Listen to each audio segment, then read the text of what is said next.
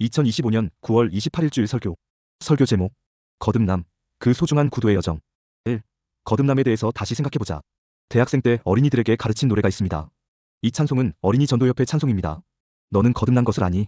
내 죄 용서됐다고 증거하는 성령이 내 마음속에 계시니 주님 다시 오신다 해도 오늘 세상 떠나도 새로운 생명 얻고 천국 백성 되었네. 여기서 거듭났다는 말은 죄를 용서받아 새 생명을 얻어 천국 백성이 된 것을 말합니다. 거듭남은 구원받음과 같은 의미라고 할 수 있습니다. 그동안 교회는 사람이 예수님을 믿기로 작정하고 영접 기도를 드리면 거듭난 것으로 가르쳤습니다. 그래서 어떤 사람은 5살 아이도 거듭날 수 있다고 가르치고 죽기 전에라도 예수님을 영접하여 구원을 받는 것이 중요하다고 생각합니다. 거듭남은 곧 구원받음이며 천국에 들어가는 조건이라고 생각하기 때문입니다.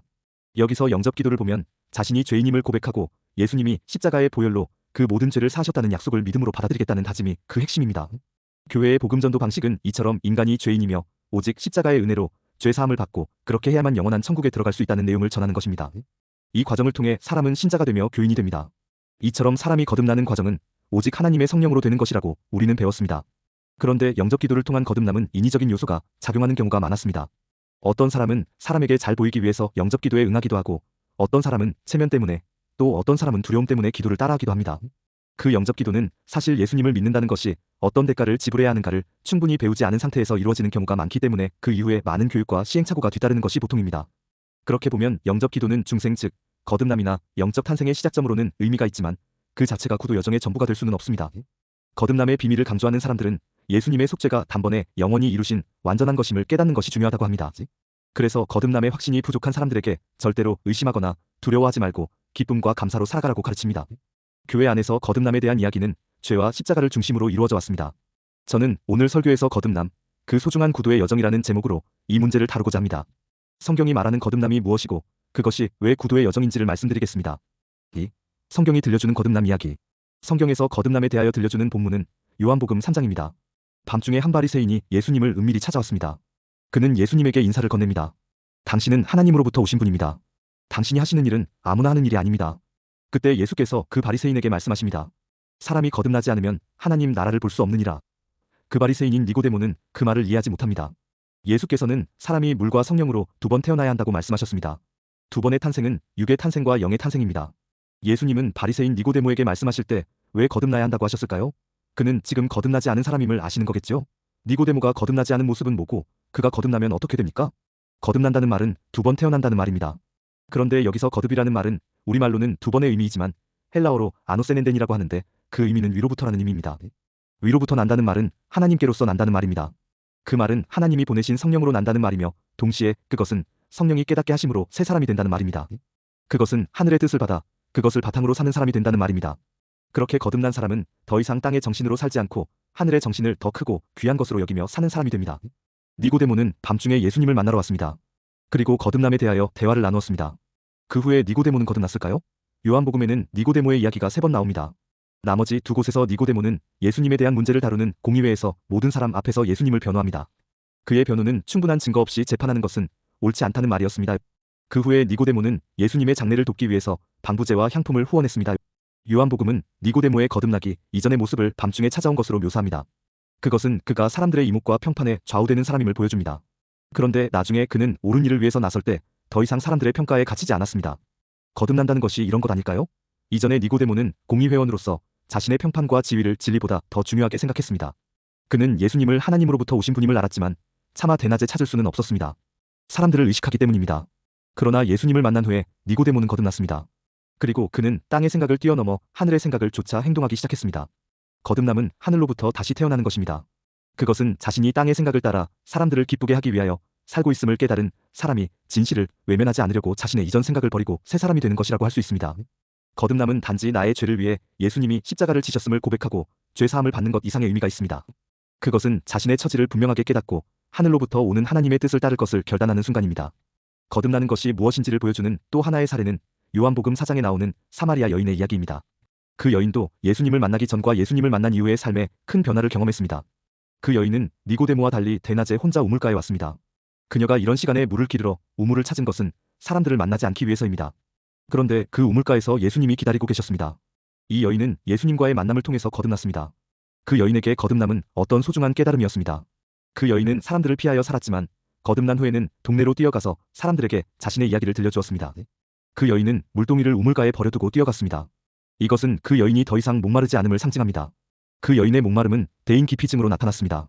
그녀는 5번의 결혼에 실패하여 현재 살고 있는 남자도 남편이 아니었습니다. 그러나 과거의 실패는 그녀에게 더 이상 문제가 되지 않았습니다. 거듭남은 과거와 화해하는 것이며 과거의 짐에서 벗어나는 것입니다. 그것이 예수님을 통해서 다시 목마르지 않는 생수를 마신 여인에게 나타난 일입니다. 거듭난 것은 바로 이런 것을 의미합니다. 거듭남은 어떤 의미에서 진정한 자기 자신을 찾는 것과 같다고 할 수 있습니다. 사람들의 평판에 따라 형성된 자아상이 아니라 진정한 자신이 누구인지를 발견하는 것입니다. 그것은 세상의 기대가 아닌 하나님의 뜻인 사랑과 정의와 자비에 따라 살아가면서 진정한 자신을 찾아가는 것입니다. 이는 억압되었던 본래의 모습, 즉 하나님의 형상을 닮은 본래의 자아를 회복하는 것입니다. 이처럼 거듭남이 다시 태어나는 것이라면 이전의 나는 죽고 새로운 나로 다시 태어나는 것이라고 할 수 있습니다. 옛사람은 십자가에 못 박혀 죽고 새 사람으로 부활하는 것으로도 표현할 수 있습니다. 사실 사도 바울은 자신이 그리스도와 함께 십자가에서 죽었고 새 사람으로 산다고 고백했습니다. 전에는 자기 속에서 죄의 법이 이끄는 대로 살았지만 이제는 새로운 피조물로 다시 태어나서 하나님의 영이 인도하는 대로 산다고 고백합니다. 전에는 율법을 따라 살면서 종살이했지만 이제는 은혜의 법 아래에서 살아간다고 고백합니다. 이것이 사도 바울의 거듭남입니다. 3. 사람은 언제 거듭나는가? 그러면 사람은 언제 거듭나게 될까요? 거듭남이 옛사람을 벗어버리고 새 사람이 되는 것이라면 그것은 일순간에 일어나는 사건이 아니라 평생에 걸쳐 지속되는 과정입니다. 사도 바울에게 거듭남은 다메섹의 길에서의 극적인 경험으로 나타나지만 사실 사도 바울도 그 이후로 계속 옛것을 벗어버리고 새 사람을 더심는 과정을 겪었을 것입니다. 그는 자신이 날마다 죽는다고 고백했습니다. 그뿐 아니라 그는 마음의 사형 선고를 받은 것 같은 극심한 위기를 여러 번 겪었다고 고백했습니다. 사도 바울처럼 우리 모두에게 거듭남은 옛 자아가 죽고 새로운 삶으로 다시 태어나는 느리고 점진적인 여정입니다. 이러한 죽음은 종종 다음과 같은 삶의 중요한 경험을 통해 촉발됩니다. 먼저 깊은 절망이나 상실을 겪을 때입니다. 깊은 절망이나 질병, 혹은 가족과 사별하거나 실직과 같은 위기의 순간은 우리가 가진 환상을 깨뜨리고 삶의 연약함을 직면하게 만듭니다. 그때 우리는 삶에 대한 확신과 자기 만족이 죽는 것을 경험합니다. 둘째로 신학적 또는 지성적 위기입니다. 기존에 가지고 있던 신이나 믿음에 대한 이해가 더 이상 유효하지 않다고 느끼는 순간이 올 수 있습니다. 이는 낡은 신념 체계에 대한 죽음으로 작용합니다. 그때 우리는 비로소 내가 틀렸구나 하는 것을 인식하게 됩니다. 세 번째로 사랑과 정의에 대한 깊은 만남입니다. 급진적인 사랑을 경험하거나 극심한 사회적 불의를 목격하는 것은 우리의 무관심을 깨뜨리고 세상 속에서 활동하시는 하나님의 임재를 새롭게 인식하게 합니다. 하나님의 큰 은혜를 경험할 때 우리는 새 사람이 됩니다. 또한 세상의 불의를 목격하면서 자신의 소명에 눈을 뜨게 되기도 합니다. 그는 더 이상 이전의 자신이 아닙니다. 이처럼 옛사람이 죽고 나서 다시 태어남 혹은 부활의 과정이 시작됩니다. 이는 그리스도의 형상으로 다시 빚어지는 느리고 지속적인 여정입니다. 그렇기에 거듭남은 단 한 번의 경험이 아니라 계속되는 영적 여정입니다. 그것은 구도의 길이라고 하겠습니다. 4. 나의 신앙 여정 거듭남은 어떻게 지속되는가? 거듭남이 단 1회의 경험이 아니라 계속되는 구도의 여정이라면 저의 신앙은 어떤 여정을 지나왔는지 되돌아봅니다. 저는 초등학교 3학년경부터 예배당에 출석했습니다. 초등학교 5학년 여름성경학교에서 글 없는 책으로 예수님을 영접했고요. 중학교 1학년 때 방과 후에 예배당에 들러 혼자 앉아서 예수님을 따르는 일을 가장 중요한 일로 생각할 것을 다짐했습니다. 고등학교 2학년 때에 광주의 실내체육관에서 부흥회가 열렸는데 그때 저는 구원 초청에 응답하여 자리에서 일어섰습니다. 1987년 서울로 대학에 진학했을 때 저는 대학 내 선교단체 모임에서 헌신 초청에 응답하여 자리에서 일어나 나의 삶을 주님께 드릴 것을 다짐했습니다. 그리고 1997년 신학대학원에 진학했고 2005년 목사가 되었습니다. 2012년 옹달샘교회를 개척하고 나서 신앙적인 한계에 봉착하였고 그때 은혜의 복음을 발견했습니다. 그것은 신앙생활의 큰 전환점이 되었습니다. 한마디로 말하면 율법주의적인 신앙에서 은혜 안에서 살아가는 삶으로 전환하는 것입니다. 그 후 2016년에 설교한 하나님의 경륜을 책으로 발간한 것은 2021년입니다. 그것은 또 다른 깨달음의 결과입니다. 그 깨달음은 신앙생활의 핵심은 나의 안이나 목적을 이루는 것이 아니라 하나님의 위대한 프로젝트에 동참하는 것입니다. 그리고 그 프로젝트가 이루어지는 세상을 하나님 나라라고 부릅니다. 예수님을 따르는 사람들은 사후에 들어갈 천당을 바라보고 사는 사람이 아니라 지금 여기서 하나님의 뜻이 이루어지기를 기도하고 힘쓰는 사람들입니다. 그리고 그렇게 새롭게 된 세상을 물려받을 것을 기대하는 사람들입니다. 이것은 하나님의 나라에 대한 새로운 깨달음이었습니다. 그리고 2025년 6월 생명의 바다 교회를 개척하면서 저는 하나님의 역사가 교회에 국한되지 않으며 온 세상에 충만하다는 사실을 깊이 깨닫기 시작했습니다. 교회가 하나님 나라를 위하여 일하는 것은 맞지만 하나님은 이미 온 세상 가운데서 그 일을 충만하고 강력하게 이루고 계시다는 사실을 깨달았습니다. 그러므로 교회는 단지 전도하려고 애쓰기보다는 세상을 비추는 빛이 되어 하나님의 뜻을 펼치기 위하여 나서야 하며 이미 하나님이 세상 가운데에서 왕성하게 이루고 계시는 그 일을 발견하고 그 일에 동참해야 합니다. 이것은 교회론에 대한 커다란 인식의 변화입니다. 돌아보니 지나온 중요한 순간들은 저를 오늘에 이르게 한 결정이었고 은총이었습니다. 그런데 그 모든 여정은 그 자체로 소중한 경험이었지만 결코 완전한 것은 아니었습니다. 각 경험을 통해서 이전과 다른 새로운 결단을 하게 한 깨달음이 있었습니다. 그 작은 깨달음과 결단들이 모여 지금 이 순간에 이르게 되었습니다. 그 구도의 여정은 율법주의에서 은혜로, 그리고 자기 중심성에서 하나님의 경륜으로 깨달음이 이어지는 것이었습니다. 그런 점에서 신앙생활은 진리를 따라 항해하는 구도의 길이라고 하겠습니다. 이것은 우리 교회의 표어이기도 합니다. 예수님의 길 더 웨이과 인류의 보편적 구도. 신앙생활이 진리를 따라 항해하는 구도의 길이라면 그 길은 예수 그리스도를 따르는 길입니다. 예수께서는 요한복음 14장 6절에서 내가 곧 길이요 진리요 생명이니 나로 말미암지 않고는 아버지께로 올 자가 없느니라고 말씀하셨습니다. 이 말씀은 종종 기독교의 배타성을 주장하는 근거로 잘못 사용되어 왔습니다. 한마디로 말하면 예수 외에는 구원이 없다는 주장을 할 때 사람들은 이 구절을 인용합니다. 그런데 예수님이 길이라고 말씀하신 그 의미는 무엇일까요? 신학자 마커스 보그는 이 구절의 의미를 새롭게 설명했습니다. 보그는 예수님이 말씀하신 길을 단순히 천국으로 가는 통행권이나 입구로 보지 않습니다.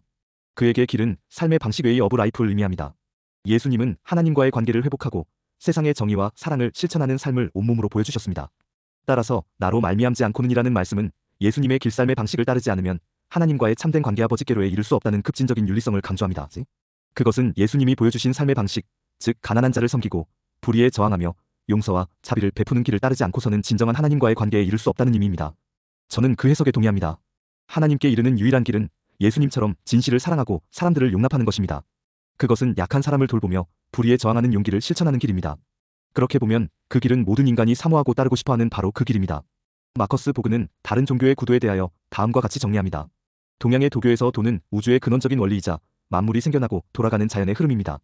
도를 깨닫는다는 것은 이 자연의 질서와 조화를 이루며 사는 것을 의미합니다. 구원이나 해탈은 인위적인 욕망과 집착에서 벗어나 도의 흐름에 순응할 때 가능해집니다. 예수님이 보여주신 삶의 방식이 바로 인위적인 세상의 권력과 욕심을 버리고 하나님의 통치라는 자연스러운 길을 따르는 것과 같습니다. 이는 인간의 힘으로 구원을 쟁취하려는 태도를 버리고 하나님의 뜻에 온전히 자신을 맡기는 것과 상통합니다. 불교에서 팔정도는 괴로움에서 벗어나 깨달음 열반에 이르는 8가지 올바른 길을 말합니다. 이는 올바른 견해, 올바른 생각, 올바른 말, 올바른 행위, 올바른 생활, 올바른 노력, 올바른 마음챙김, 올바른 선정으로 구성됩니다. 여기서 선정은 묵상으로 이해될 수 있습니다. 불자가 수련하는 이 모든 길은 단순히 교리적 지식 습득이 아니라 일상생활에서 실천하고 몸에 익혀야 하는 수행적 행위입니다. 예수님이 말씀하신 나를 따르라는 의미가 바로 불교의 팔정도가 요구하는 것처럼 예수님이 보여주신 삶의 방식길을 실천함으로써 영적인 해방구원에 이를 수 있다는 것을 의미한다고 보그는 해석합니다. 이런 의미에서 불자도 기독교인과 진리를 따르는 도반이 될 수 있습니다. 이슬람에서 술라이스 UNNAH는 예언자 무함마드의 언행과 행동 양식, 즉 무함마드가 걸었던 길을 의미합니다. 무슬림들은 꾸란의 가르침과 함께 무함마드의 순라를 따르는 것을 신앙의 중요한 부분으로 여깁니다. 순라를 따른다는 것은 삶의 모든 영역에서 예언자의 모범을 따르는 것을 의미하며 이를 통해 알라의 뜻에 순종하고 올바른 삶을 살 수 있다고 믿습니다. 보그는 이슬람의 순라를 따르는 행위가 그리스도인들이 예수님의 삶과 가르침을 따라 그리스도의 길을 걷는 것과 동일한 목표점을 향하는 공통의 길 더 웨이지라고 설명합니다. 두 종교 모두 창시자의 삶과 방식을 모범으로 삼아 신과의 올바른 관계를 맺고자 한다는 점에서 공통점을 가집니다. 요한복음 14장 6절의 내가 곧 길이요라는 구절은 단지 예수님을 믿는다는 의미가 아니라 예수님을 삶의 방식의 여부 라이프로 따르는 것으로 해석되어야 합니다. 예수님을 삶의 방식으로 따르는 이 길은 도교의 도, 불교의 팔정도, 이슬람의 술라이스 유아라리엔디야와 같이 인간의 자기중심성을 포기하고 진정한 깨달음 또는 하나님과의 관계에 이르는 보편적인 길과 연결됩니다. 그런 점에서 이 세상에는 진리를 따르는 구도자들이 많이 있다고 할 수 있습니다. 그리고 그들은 얼마든지 그 근본 정신을 나누고 협력하며 연대할 수 있습니다. 우리가 성경을 따라 예수님을 길이라고 믿고 따르는 의미를 바르게 이해할 때 이처럼 종교 간의 대화와 평화로 이어지는 길을 찾을 수 있을 것이며 그것은 결국 세계 평화로 가는 길로 우리를 안내할 것입니다. 지금 세계는 다시 고립주의로 회귀하려는 움직임을 보이고 있습니다. 유럽의 나라들은 전쟁 무기를 구매하고 확보하기 위하여 막대한 재원을 지출하고 있습니다. 미국은 자유무역의 질서가 자국에게 피해가 된다고 생각하고 적국은 물론 우방들에게도 고관세를 부과하고 현금 투자를 강요하고 있습니다. 지난주에 말씀드린 것처럼 세계 곳곳에서 지금 극우화가 진행되고 있습니다. 이런 상황 속에서 진리를 따르는 구도자들의 역할이 그 어느 때보다 중요합니다. 예로부터 진리는 전쟁과 갈등 속에서 탄생했습니다. 전쟁은 공멸의 길이며 평화가 상생의 길이기 때문입니다. 그리고 진리는 바로 그 상생의 길로 안내하는 지혜이며 길입니다. 오늘 우리는 거듭남에 대하여 생각해보았습니다. 거듭남은 단지 교리를 인정하고 수용하는 것이 아니며 자신의 죄를 용서받고 천국에 가는 보증을 받은 것도 아니며 그것은 낡은 가치를 따라 살던 옛 자아가 죽고 새로운 가치를 따라 사는 새 사람으로 다시 태어나는 것입니다. 이는 곧 옛 세상 질서 탐욕, 권력에 순응하던 자아가 죽고 예수님의 길 하나님, 나라에 참여하는 삶으로 영적인 변혁 트랜스포메이션을 이루는 것을 의미합니다. 그 거듭남에는 언제나 낡은 질서에 대한 한계를 자각하고 하늘로부터 오는 진리를 깨닫는 과정이 필수적입니다. 거듭남은 우리가 스스로 할 수 없는 일이며 하나님의 선물입니다. 그러나 우리가 그 선물을 받아 누리기 위해서는 우리 스스로 하나님의 진리 앞에 서려는 노력이 필요하며 자비와 정의를 실천하는 삶에 나서기 위해서 용기를 내야 합니다. 그리고 늘 낡은 가치를 따르기보다는 예수님이 보여주신 길이 무엇인지 고민하면서 그 길을 따르려는 의지적인 결단이 필요합니다. 성경은 그 길을 따른 구름같이 허다한 증인들의 이야기를 들려줍니다. 그 수많은 증인들이 지금 우리를 격려하고 있음을 기억하면서 오늘 우리의 구도 여정이라는 발걸음을 힘차게 내딛어 봅시다. 그리고 이 위대한 여정에 함께하는 길벗이나 도반을 찾아 서로 격려하며 연대합시다. 하나님이 세상 끝까지 우리와 함께 하실 것입니다. 끝.